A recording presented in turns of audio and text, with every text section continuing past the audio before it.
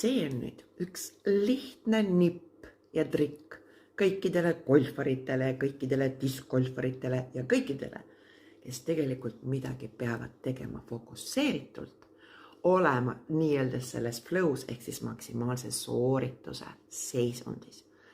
Mis hakkab seda soorituse nagu maksimaalselt tegemist tavaliselt segama, on see, et tekib pinge.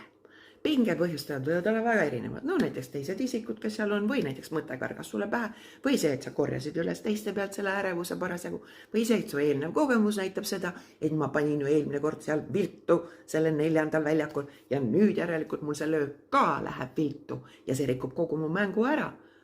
Siis võt, sellepärast ongi meil kõige olulisem olla siin ja praegu ja mõte välja lülitada. Ja üks trikk selleks on see lihtne. Kus on fookus, seal on mu tähelepanu.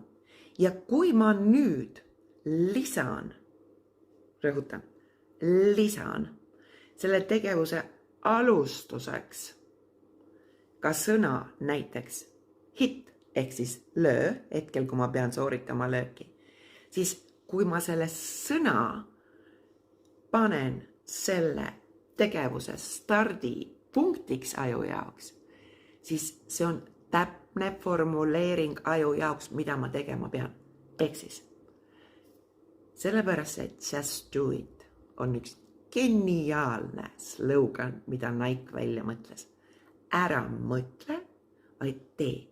Ja nüüd soorituse alguses, ükskõik, kui te peate hakkama meilidele näiteks vastama, mida te teha ei taha, või peate tegema mingi presentatsiooni või ma ei tea, müügikohtumist kellegiga, või siis olema seal väljakul ja hakkama lööma, või siis seal discgolfis viskama nii-öelda, siis võtke ja pange endale selle soorituse juurde alati üks sõna, mis tähendab teie ajule konkreetset tegevuse alustamise signaali.